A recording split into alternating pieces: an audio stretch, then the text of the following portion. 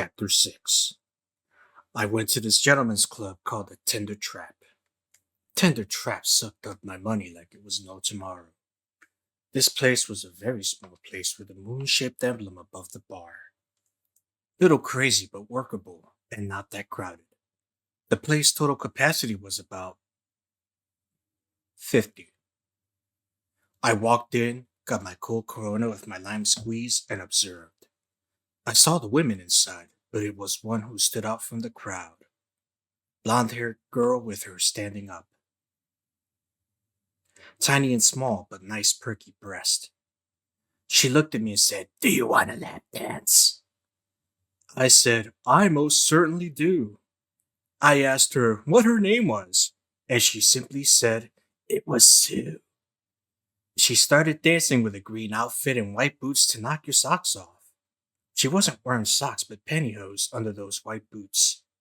Her eyes were bluer than blue. She stood out from the rest of the girls in there. Only 6 in there, but I knew I wanted to fuck her and get to know her.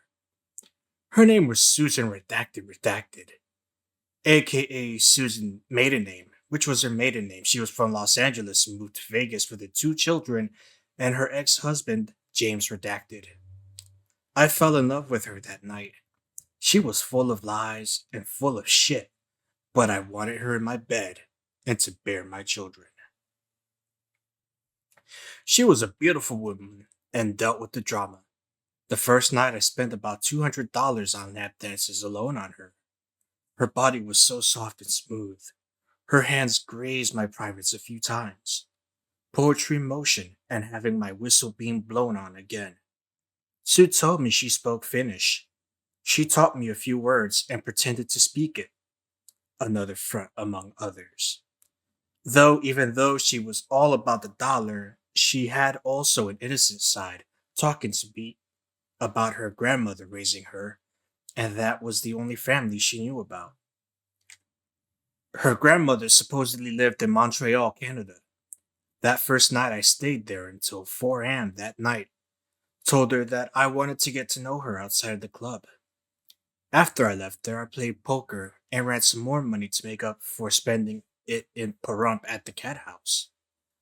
I was like magic at the tables, grossing money like it was no tomorrow. Meanwhile, back home, my stepmother called me up and told me my father went to the hospital and he had cancer. I was in panic mode, but she told me that half of his lung had to be removed and go through radiation. I was for lack of words. I told her to keep me updated about his condition. My aunt had just passed in early 1999, and now my dad was diagnosed with cancer. He was diagnosed in 1996, but then went into remission. It reoccurred in 1999 with a more serious degree. I went back to the hotel room and told Matt of what was going with my father. Then made contact with Kevin, telling him what happened.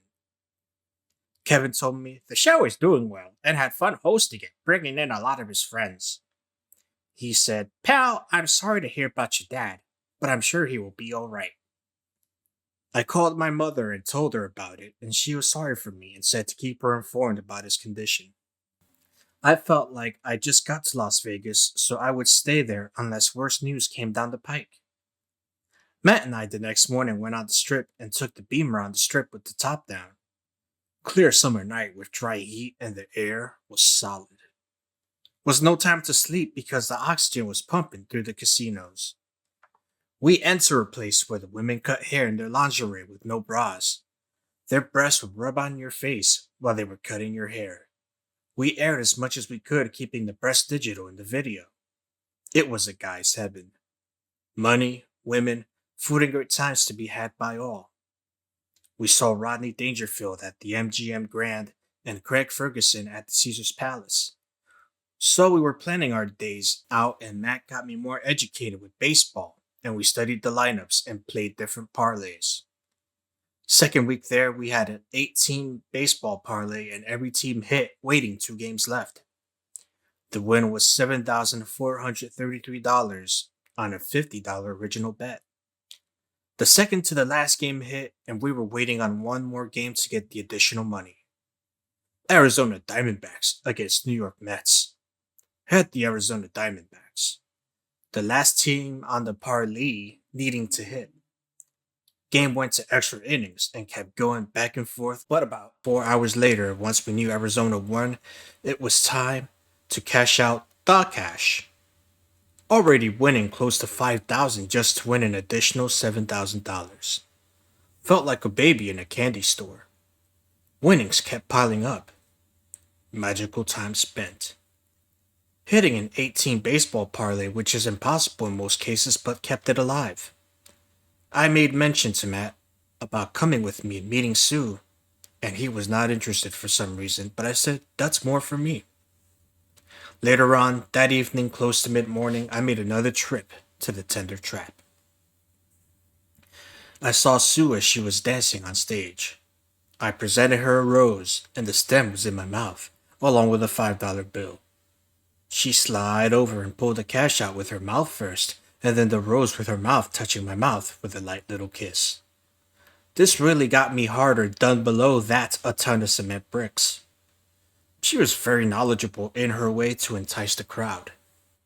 She came over and I got a private dance with me explaining that I just won $7,000 on a baseball parlay and I wanted to do the day with her on her day off in a limousine ride. I also told her I wanted Elvis to get us married, and she laughed at me and said, "You're trying to kidnap me and take me home with you." I said, "Exactly, and I like her participation in this so it can be mutual agreement." Then she grabbed my crotchet stroke, my monster, and plaid with my hair. It was good times, and the highlight of my trip to Viva Las Vegas. She told me that she lives with this crazy guy that puts on her clothes and dresses up like her. She said he is a decent guy, but a little peculiar. I said he really sounds like a loon. Though putting on women's clothes, I say the guy had some issues. Whatever the case, she had stayed with that guy for a few years prior, supposedly. She told me, "If you say elephant shoe and finish, it sounds like I love you." So she did, and it definitely sounded like saying I love you in English. I told her I wanted to have an activity with her out of the club. So we did, and went to breakfast when she got off, and went to this place called Peppermill right on the strip. She drank a few drinks because they had served cocktails 24/7, keeping the booze flowing 24/7. She told me her life story, and I told her a little about me and wanted so desperately to tear into her and have her ride Space Mountain. I asked her about going up to where I was staying, and she said she couldn't. She had to get to know me, and she wanted me to take her to her friend Ladonna's after we left the breakfast joint. We left and proceeded to go to Ladonna's. Sue told me to wait in the car. She had to get something and then drive her to the place she was living at. She was driving me crazy while I watched her little butt get up from my leather seats to my BMW convertible. She was a beautiful, enticing lady. Few minutes later, LaDonna came out and introduced herself as Sue's friend and said, "Don't worry about driving Sue home. She will." Sue walked out and I asked Sue, "Are you okay with that?" And Sue said yes, and she had to talk with her.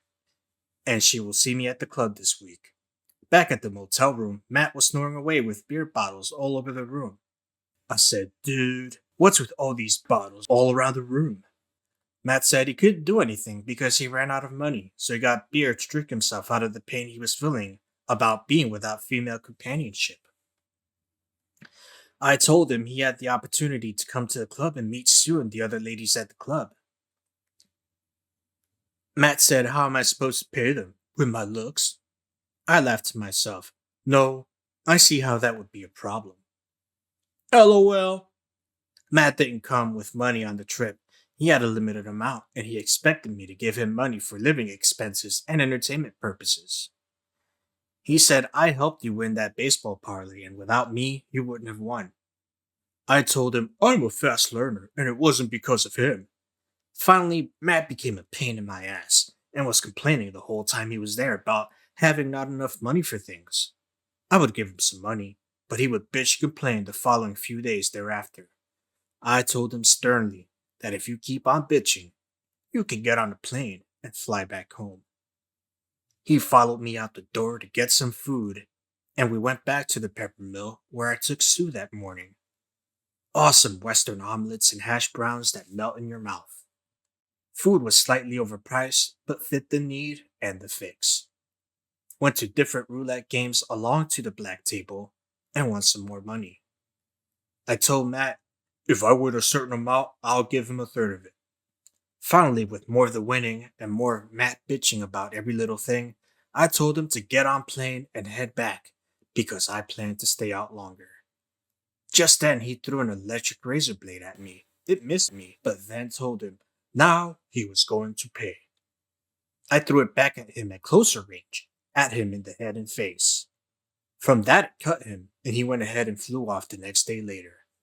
I surmised he called his daddy, and he flew him back home. Throughout the news about my father going in and out of the hospital and the fact Kevin was getting too comfortable with being the host for a month and a half, I informed Kevin that I would be back in a week. So my total first day in Vegas was about 2 months. Wow, what a vacation, you say? I say a well deserved vacation. Winning some more money on different roulette tables and on baseball parlays to debunk Matt's theory of winning with his help. More stays with Sue at the Tinder trap. I went to her place and caught her unexpectedly. She said, "What are you doing here?" And I said, "I bought her necklace, and I wanted her to put it on." She smiled and said, "You should, but thank you." I said, "I most certainly should have." Also informed her about my dad's health and the fact I'd been out there for 2 months and I'm going to have to head back home. I said, "Come with me to Virginia and make a clean break." She said she couldn't because she had her kids there in Vegas and some external family. I said, "Well, we're going to have to get her into Virginia around the holidays." I said, "I have a couple more days here, and I will come to the trap before I leave back to Virginia." That night came, and on my last night, I spent the whole evening of her shift with her, and she gave me this big thermal container of coffee. She said, "You can drink from this to help keep you awake." I looked at her and said, "Thank you, my dear." I gave her a look just when her shift ended and said, "Give me your information and numbers, because I wanted her part of my world."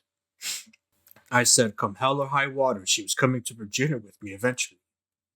That was the first trip and most magical trip I had there. Little did she know at first there were more to come. I explained I will be back. She smiled, and we hugged each other for about 10 solid minutes. I became smitten and started developing strong emotional feelings for one Susan, redacted, redacted.